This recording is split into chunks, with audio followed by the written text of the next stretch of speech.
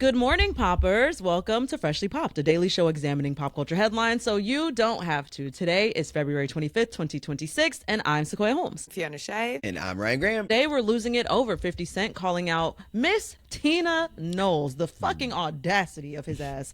Hilary Duff addressing those toxic mom group claims, and Selena Gomez fans being up in arms over, checks notes, Benny Blanco's feet. Okay. I actually don't know if I want to know what that's about. In the meantime, have you guys seen Sofia Franklyn's teaser and announcement about what she has coming up? I have seen it. My group chat last night, my friends from home were going off. They texted it. She did a teaser video. She posted a teaser video to her Instagram last night. Can you explain who she is real quick, Fee? Sure. So Sofia Franklyn was one of the original co-hosts of the podcast Call Her Daddy when it started at Barstool Sports under Dave Portnoy. They were very popular. She co-hosted with Alex Cooper. They're very popular for talking about sex, relationships, friendship, stories of going out in New York City in their early 20s. She and Alex Cooper then split. Alex stayed at Barstool, then went on to Spotify. SiriusXM has made deals with Call Her Daddy, with the brand, with the IP. And Sofia started her own podcast, Sofia with an F, and has not quite seen the same traction that she did have when she and Alex Cooper were together under Barstool. So she has, continued to host her podcast, interview people, do brand deals, be an influencer, to an extent. I think she got engaged at the end of 2025. So she's living her life, traveling, doing her hot girl shit. She's a funny, cool gal. And she posted last night, she hasn't really made any huge waves on social, I would say, in the past few months until last night a video drops on her IG. It just says tomorrow. I suppose I could screen share. Oh. Yeah. Is that worth it? Okay. Yeah. I think that'll be worth it. And the audio, I guess there's captions on it, so the audio isn't super important if the audio does become problematic. Okay, so let me try and start from the beginning. Okay.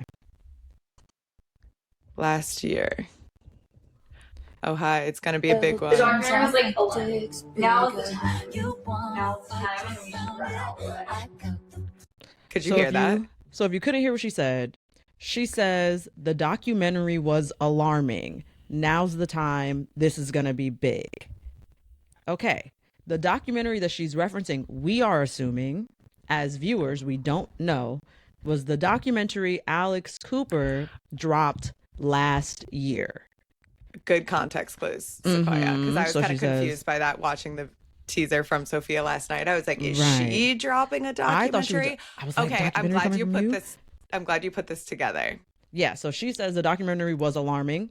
In the documentary, Alex briefly touches on, she doesn't go super in depth about her split with Sofia.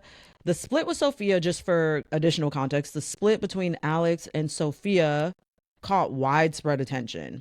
Right. Lots of folks were taking sides in the matter. Lots of folks, siding with Team Alex, siding with Team Sofia. Many people, this is not a personal speculation at all. This is just what many people feel, that Sofia was cheated out of something in that split. Like she did not get a fair portion of the split. Lots of other people feel like Sofia cheated herself out of the split. So there's just different schools of thought about what happened there. Two sides to the story. We haven't heard much from Sofia, I think, in the fallout of them breaking up. From Call Her Daddy, she posted a video kind of talking about her feelings and, maybe some of the online kind of behavior that she experienced, the treatment, but she didn't really go in depth. So anyways, last night we get this little teaser video. It says documentary, says, oh, this is going to be big. I was a little confused. What are we getting? This morning, Sofia posts a Rolling Stone article that she is coming out with a book. And I'll share my screen again. Mm-hmm. I think you guys can see this. Sofia Franklyn is writing a memoir about the Call Her Daddy fallout out this November. So we have some time to wait. Sofia, we love you. We're glad you're back. We're glad you're telling your story. But November, honey, it's only February. I know. I'm like, out girl. this November, daddy issues. Maybe she's still writing it. Maybe she's announcing the book, but it's not written yet. I don't know. I have to imagine she's still writing it. That has to be the reason. That kind of has to be the reason. So Daddy Issues talks through the public fallout of Franklyn leaving the hit podcast and the growing up she had to do in its wake. With kind of this boss bitch, like, professional photo of her. The cover. We see a cover shot here. Daddy Issues in pink, Sofia Franklyn, her name in black bold lettering. And it's a photo of her and and a cutout picture. A mysterious cutout picture. Whoa, it's like a cropped photo. Like it's like a printed out, like an old school photo that you go take and get printed at CVS. And then it's like someone took scissors and cut out the other person in the photo. It's very Regina Burn book. George, yeah. Very Burn book vibe. I can read this little description, and then Ryan, I know you wanted to weigh in, but it says, coming November 1st, Franklyn's memoir, Daddy Issues, will delve into not only her time on Call Her Daddy, but the emotional and physical result of her fallout with Cooper, feelings of betrayal, and learning how to reinvent herself. The decision to write a book was one I came to on my own, she tells Rolling Stone. 6 years ago, I was reeling from an experience I didn't understand. I needed to grow up and be free of ego as much as humanly possible. Yeah, sheesh. I was going to say, I think it just clicked in my brain that they might have to tease books this early to know how many to print. Like, at first I was like, 9 months feels crazy. But then I'm like, I guess they have to physically make it. And it might be let's see how much, buzz we can get and pre-orders we can get. And then print, a standard, a decent amount versus let's print it's not like Michelle Obama releasing a book, it's going to sell, so you can kind of run with it. But I wonder if this is her first book, if they're let's see how many we should make. I wonder if it's that, because books just take physical time to make, you know what I mean? Yeah. That makes a lot of sense. There's no way with this. No, you're totally right. I still think the rollout, it feels kind of far out. And how are you gauging interest now? Just by likes on social media? I wish there was a pre-order now. Yeah, you know what I mean? fair. They usually do a pre-order and then they know how many to print from the pre-order. When it's a memoir and it's attached to this story, it's in November things could change, baby. Whoa. Oh yeah, so much especially because you're giving too much lead time for other people involved to get in front of things, or you know what I mean? There's too much space. I feel like you gotta be memoir coming tonight. But maybe she's still writing it. You know what I mean? Maybe she's still writing it so she can address in that time period if anything shifts. Or people can call her and say, "Yo, I got some things to add to my memoir." Who knows? Who knows? The rollout is kind of interesting, but I'm happy for her because I think it's cool when people who haven't typically written or told their story in this medium are kind of like, you know what? I can do it too. I'm really happy for her too, and I'm actually surprised that she is writing a physical book. I don't know if you guys have been seeing, but Audible has been hitting up creators, online creators, to make audiobooks. Okay. So there is no print copy of it. They just exist on Audible. And they obviously write a book, but then they read it in the creator's voice. The creator goes in a booth, reads the entire book, and then it's only an audiobook. And I've been seeing that happen increasingly. So I'm shocked. Though Sofia did not go that route. I'm happy that she didn't, honestly, because I prefer a physical book. So it's like a podcast is what you're describing. Yes, more or less. It's but a written, scripted, it's interesting. Long 5-hour, 7-hour podcast. Speaking of, sorry. No, you got it. Speaking of podcasts, Benny Blanco and Lil Dicky actually launched a new podcast. And so that is Benny kind of where Blanco and Lil Dicky. Yeah, they're apparently best buds. Are they friends? They are. They're really good friends. Of course they are. Yeah, you know what? That makes complete sense. So hard. Yeah. It does. And some fans showed up for laughs, and they actually left screaming for Selena Gomez to do better and that she deserves better. Before we get into it, I just realized Lil Dicky is like Benny Blanco's evil tether. That's how I think of them. I would flip that. I feel like Lil Dicky would be on the surface, and Benny Blanco would be the tethered. Really? Like, does that make sense? Neither of them feel particularly evil. I think both of them seem like generally like fine. Not even fine. They seem like sweet men. But yes, if one had to be like the evil tethered, you don't think it would be Benny Blanco? No, not at all. Really? That man seems like really earnest, endearing, and sweet. He does and seem sweet. He's a Lil sweet Dicky boy. feels edgier, like an edgelord. Oh. Like he tries to be a little bit of an edgelord, just like Yeah. his relatively evil tether. Yes, yeah. Because I'm saying, Like I the feel Lil neither Nas of them X are- and Tyler the Creator effect. I think that, I think Tyler is there. Lil Nas X's evil tether, even though both of them could be evil to some degree. You know what I mean? That is a line, yeah, because I feel like neither of them, that's a good example. Neither of them feel particularly like Yeah. evil in the world that we live in. There's Yeah. much Hello. worse people. All these Yeah. people seem very kind in Yeah. relation to what we could have in the world. But yeah, so they have a new podcast that just launched. It's called Friends Keep Secrets. They describe it as a non-podcast, and the third cast member is Kristen Bataluco, which is Lil Dicky's wife. So it's a free-flowing interview style. They walk around the house and there's just a bunch of cameras around and they just kind of talk and have live chats.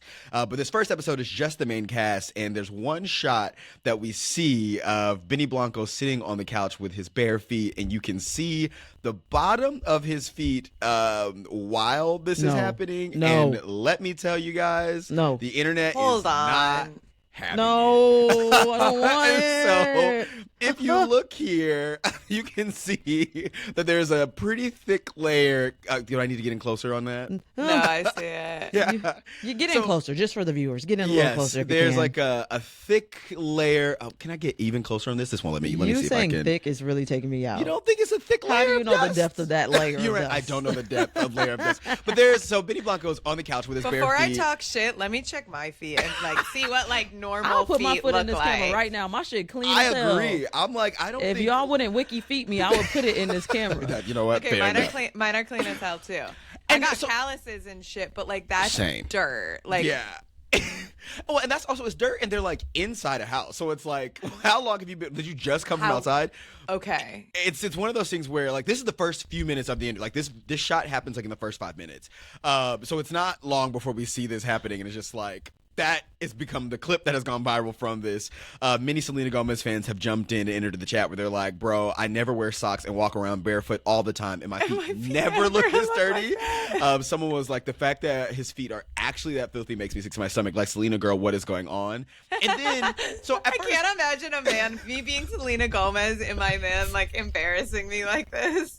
well, and so that's what I'm saying. At first when I was watching, I was like, okay, this is kind of just a silly, lighthearted, and it is like silly and lighthearted overall. And I'm like, he's just a free spirit. Like when you like see Benny Blanco talk, Yeah. his feet being this dirty, it makes sense. I'm like, does. he gives the little kid in class who like was like always fucking around with some type of paint or art. Like he was always kind of that kid, he seems.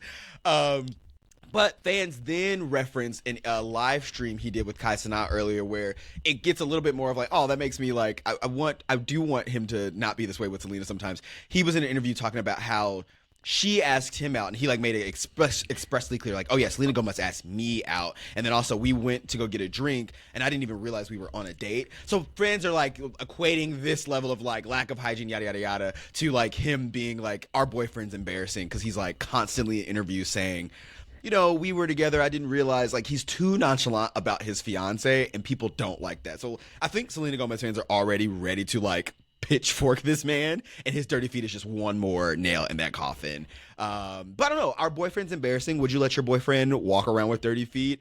I personally don't think I care that much about the feet being dirty. It is kind of gross, but we're all animals, you know? If he's great, I don't care about his feet being dirty. If there are other issues, your feet can't also be dirty. You have to pick your struggle, sir. Pick a struggle. And secondly, I do think he's really apparent and clear about his love for Selena Gomez. Like he's not nonchalant about that. He keeps People saying have she twisted asked that. him. Yeah, people have really twisted people- that. Okay. And I don't think that's who knows what his intention was, but Sure. I have seen interviews too of him talking about Selena was into me and I didn't know it was a date.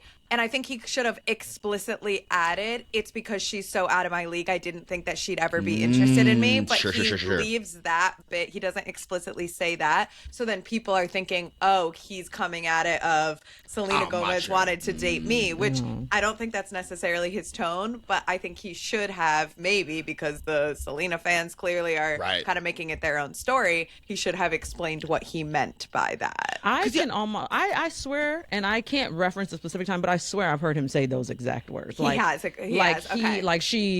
I didn't think it was a date because like Selena Gomez is interested in me. You know, like he's made it clear, like, yeah, I wasn't even putting any hope here because like it's Selena Gomez and I'm Benny Blanco. Like, right.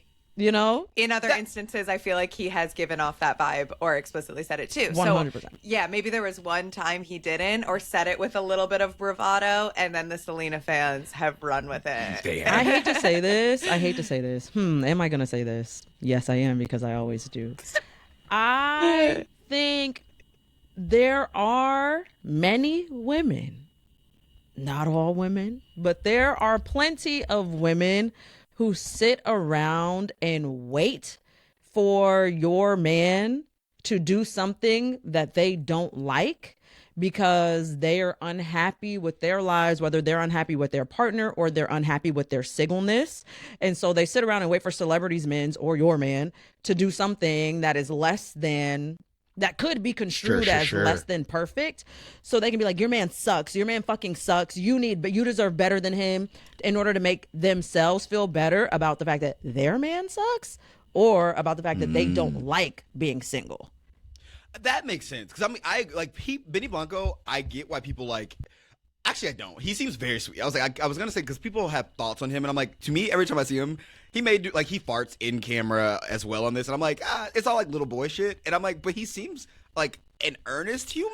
And I'm there are people that I think do person. Yes. For sure. I'm like, and there are people who do way worse than him. But that makes it make sense. Yeah. Especially in the age of the internet, everyone's just looking for a flaw. And especially because Selena has the specific background of like the Hailey Bieber of it all, the Justin Bieber of it all. Like there's so many layers to like people rooting for or against her that like, you're right. They were probably looking for anything to poke at. And I'm like, if the worst thing Benny Blanco does is have dirty feet and fart into a microphone, you know, hey. Yeah. Okay. I reflected on this too recently, Sequoia, how like when you are a woman and you haven't claimed a man, you can kind of have this figment of a man in your head and he's kind of perfect and you're like, that's my standard, that's what I keep. But when you have chosen a man, i.e. Selena Gomez and Benny Blanco, and you're like, yeah, I'm deciding that I'm okay with the dirty feet and the nacho cheese in the tub or whatever the hell he's doing because he's such a great partner, ABCD, like, you know, she's deciding that for herself. People who have not claimed a man, it's easy for you from that point to say, oh, I would never accept this. I would never do that. Well, yeah, because you haven't decided what you accept or what you don't. You know what I mean? You don't also see the things that we don't see. Like, I'm like, maybe nacho cheese in the I mean, it may be all those silly things, but then also there's like just stuff that we don't post where like when I am like, I can't get out of bed, he is the one who's like, oh, I'm canceling everything and I am right there with you. You know what I mean? Like, that's shit that we don't see. Like, I don't want to hear criticism of somebody else's man from someone who's never posted their partner online, either because you have one and you like are nervous about posting your partner online. That's like an increasingly common thing today, or because you just never have had one. There's something so vulnerable in attaching yourself to another human being who could at any point be doing something that is so completely embarrassing. If you've never taken that risk, never assumed that risk, sit over there and be quiet. And worry about what you're doing or lack of doing over there. Fair enough. That's all. Yeah, definitely, especially to the level of which Selena and huge celebrities do that, because you're like, this is an extension of me, this is an extension of my brand, this is an extension of my values and morals, and I'm presenting this in front of the whole world. Yeah, you gotta trust that like people are doing that with an educated kind of system. You know what I mean? Yeah. Anyways, in other semi-related news, because the Disney of it all, Hilary Duff addressed the Ashley Tisdale toxic mom group claims head on a podcast. She said, and you know what? She started off saying something interesting that I haven't seen outlets pick up, in my opinion. So she was asked, like, do you think people like connected the dots about like Ashley Tisdale talking about you guys? Hilary says, quote, I don't think people had to connect that many dots, implying, in my mind, that she thinks Ashley Tisdale knew that people weren't, this was not like a reach. This was not that something that people were going to have to speculate on. She said, she essentially, in my brain, is saying like, it's so clear who she was talking about. Okay. That her walking back those claims, being like, no, I wasn't talking about that mom group. Bullshit. Okay. So Hilary says, quote, I felt really sad. I honestly felt really sad. I was like pretty taken aback, and it just felt like so sad. So I think I was just like, whoa, it sucks reading something like this that's not true. And it sucks on behalf of like 6 women and all of their lives. It came at the craziest time where I was like, the timing feels not great. Feels like I was being used. She then goes on to address Matthew Coma, her husband, posting that spoof of Ashley Tisdale's original cut article. His spoof of it was titled, When You're the Most Self-Obsessed, Tone-Deaf Person on Earth, Other Moms Tend to Shift Their Focus to Their Actual Toddlers. She addresses that. She says she did not know that he was going to be posting that on her behalf. And she says, quote, honestly, everything he does makes me laugh. So I was like, oh my God. But I also don't censor him. I don't tell him what he can and can't post. So he's like fierce for me. And like, I love that for him. And I love that. I love him for that. Oh, I love that for him. It's very funny. I love him for that. Yeah. He's fierce for me. He's fierce for me, and I love him for that. All right. Oh, wait. I think one thing that confuses me in her description is when she says something that's not true. What is she referring to not being true? She says the fact that there was a toxic narcissist who was isolating Ashley Tisdale within the group is what I'm assuming she's referencing as not being true, because that was Ashley Tisdale's her claim. narrative was that she was being understood. She was being purposely ousted by this group of women on some mean girl shit.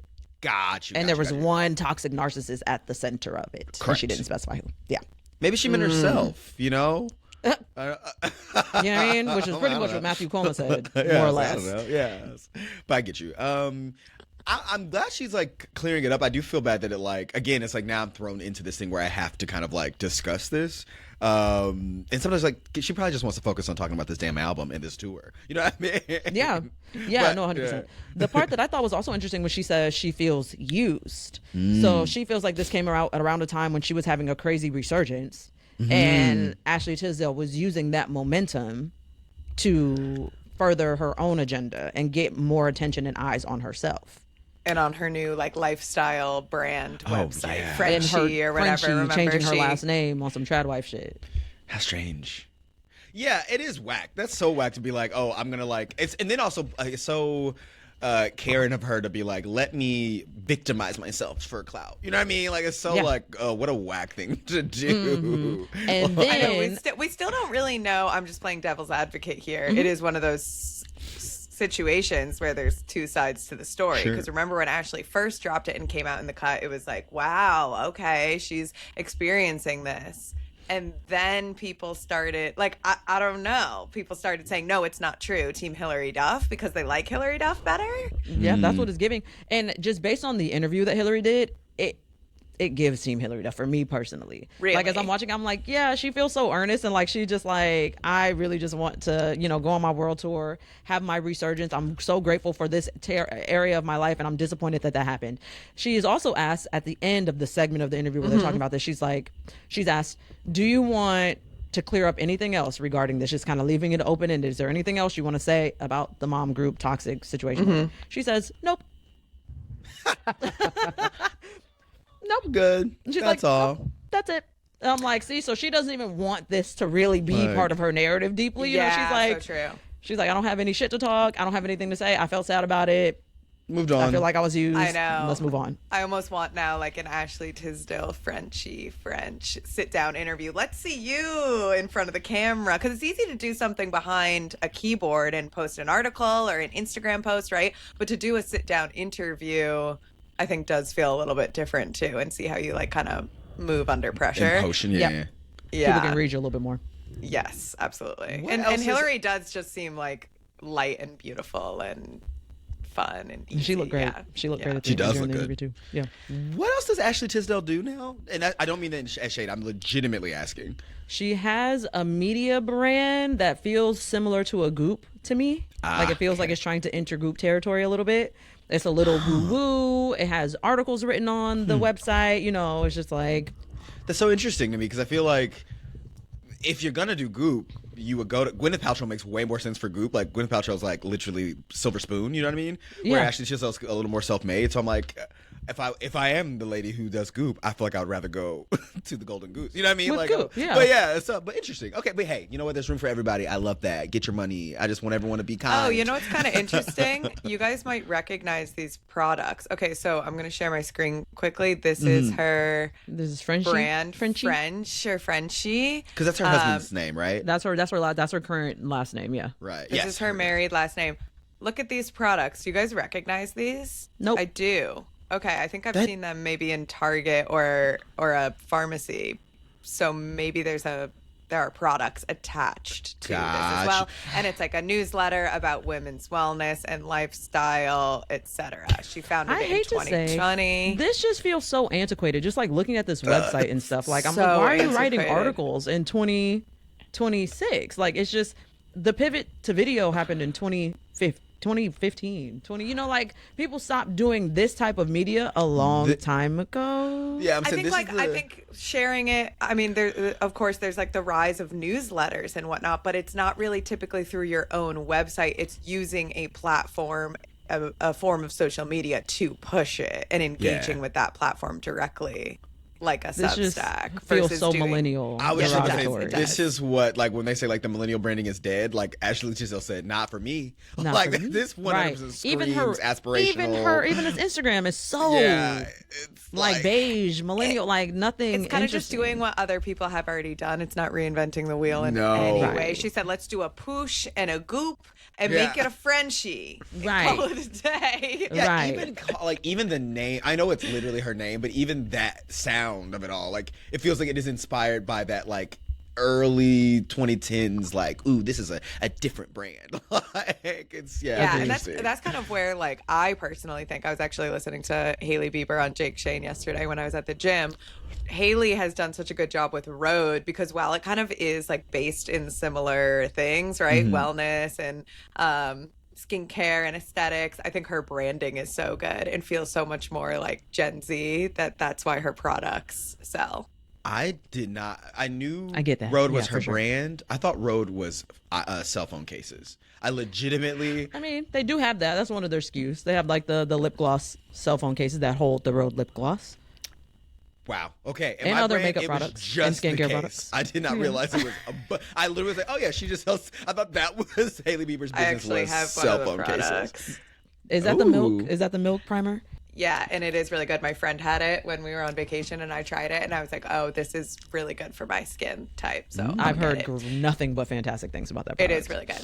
Anyhow, yeah. So that's the tea on Ashley Frenchie. Right. What other tea we got? There's some more tea, guys. More tea continues with 50 Cent, and I'm really sad because up until yesterday, I thought he was a good guy. Like I thought. Hate to burst Whoa. your bubble, baby. Yeah. I know. Not I didn't think he was a good guy. I knew he was a troll, but I didn't know he was mean and malicious. And now it's turning up even more mean and malicious today because he's Yeah. going for Miss Tina Knowles Got the and game throwing fucked shots up. at Beyonce's daughter or children, which is like, what the hell? This makes no sense. Essentially, Miss Tina Knowles, who is Beyonce and Solange's mother, reposted one of Tiny's videos to her own Instagram. So Tiny's real name is Tamika Harris. She is married to T.I. And 50 Cent, just to remind you from yesterday, 50 Cent and T.I. are beefing. 50 Cent started taking shots at Tiny, T.I.'s wife. So Miss Tina Knowles Calling comes her in, ugly. calling her ugly. Miss Tina Knowles comes in and defends Tiny. They are friends. She reposts one of Tiny's videos to her own Instagram. Miss Tina Knowles almost like screen records the video, uploads it from her account with the caption, repost, you feel that? That's what real feminine energy looks like. Effortless, beautiful, unbothered, glow season, glam doll makeup. Okay, Tina is just gassing up Tiny. Tina Mind you, and she doesn't. Tiny. She doesn't reference the beef. She does not mention T.I. Yeah, She yeah. simply posts Tiny and says she's beautiful, more or less. Right. And then Tiny then goes to her Instagram, posts a photo of Miss Tina Knowles saying, always love and respect for your queen at Miss Tina Knowles. I like this posting going back and forth. This is reminiscent of a different time on Instagram as well. Where you're like posting like a solo shot of your friend just being like, love her. So they're having a little moment on IG. All is great until 50 Cent comes in and posts a photo and that has since been deleted to his Instagram. It is a very unflattering photo of Miss Tina. Rude. She's caught off guard. It's her while she's talking with the caption, I'm not gonna do it, but it's getting weird. Now the little albino kid's grandmother is getting involved, talking about one of Beyonce's children, maybe her son. I don't know. He thinks, my reading of that is he thinks, Miss Tina, Solange's son. That's what I thought. Solange's son is because he's albino, but he's just very light and has like light eyes. You're right. So to me, that makes the most sense because I'm like, none of Beyonce's kids are light like that. Okay, right. You're right. I assumed it was Jules. Then 50 Cent. This makes so much more sense. Then 50 Cent posted a GIF of Solange taking her earrings out, like I think it was but Bring It On, perhaps? Bring It On. Yeah, Bring It On. Oh, my favorite Bring It On. So he must be referencing Solange's son. I thought he might be trying to make a joke about King Harris, like referring to Miss Tina as his grandma. That was my read on it, because King is really fair skinned. He does not have albinism, but he is very fair skinned. He's just light hair, you know. Which is one of Tiny and T.I.'s children. Which is one of Tiny and T.I.'s children. So I think that he was just like, that was my reading on it. Okay. How he could? I feel like 50 Cent confusing. I don't think he's confusing. I think he's trolling. I think he's like, oh, now here come grandmother. You know, here come your grandma trying to defend Tiny and Tiny's albino kid. You know, just like, okay. That I took it to mean Jewel, but you're right. I guess. Because yes, King certainly might. I don't think he is albino, but he would like. I see how one could get there. But I see how you get there too. It very much could be. It very much could be that. But I'm like, why bring? I feel like between Beyonce and Solange, I would not want to reference Solange. Solange is the one that would. Now you're in dangerous territory, baby boy. True. I fear your life might be in danger now, so you might want to. Solange just resurfaced back on the internet. I don't know if you guys saw that she was like posting and did an interview talking about I'm making music. Like she's back online because we know how she disappears sometimes. Not too 21 hours ago, she's back, so she's probably seeing this shit. I will hurt you. But I mean, then again, that might be why he deleted it. Someone else was like, I think there was a creator basically being like, maybe like the Beehive or Rock Nation got behind him, was like, take that shit down. Like, and he did, and it's really unlike him to like back down in the way that he has deleted everything about Miss Tina. He deleted the Solange thing. He deleted everything about King. Everything about the T.I. beef he has deleted. And that's not, you know how he is. He is like a perpetual troll. He doesn't give a fuck. So it's strange to see him do that. You come for the Knowles family. It's like not having you know who you can fuck with, and she's just not one of them. I know Hive was also probably ripping his ass a new one. Yeah. And he's never gonna be able to escape the Hive now that he's come for them. Like you're never gonna be the bees are gonna be attacking forever. I do wonder. I guess I didn't know the connection between Tina and Tiny. Wow, Tina and Tiny take a tumble. So many T's. I'm just like, but I didn't realize that like they had a connection like that. So I was more confused, not confused, but just like, this is interesting for Tina to jump in here. And I know she wasn't really. It was certainly more of like I'm just being supportive to my friend. But I was just like, oh, this feels like a weird way to enter this chaos of a fight. But I agree, 50. You respect your elders. Like, I would imagine that it's just the girl group tie of it all. Destiny Child's girl group, you know, obviously, and then Tiny came from the girl group Escape. Mm-hmm. Yeah. Ooh, okay. That makes sense. So maybe just like I'm certainly she knows her. But yeah, I was like, well, who, child? I mean, I guess hopefully that is the end of this beef. God, I'm like, it was so much going on for a short period of time, and Solange, Tina, and Beyonce put it to rest. Hopefully. Yep. And that's all we have for you today. Remember, you can follow us on all of our social pages at Freshly Popped. Don't forget to like, subscribe, give us 5 stars on all of the platforms and wherever you're listening to this. And we will keep this conversation going with you and the rest of the week. Keep listening, and we will see you tomorrow. You've been popped.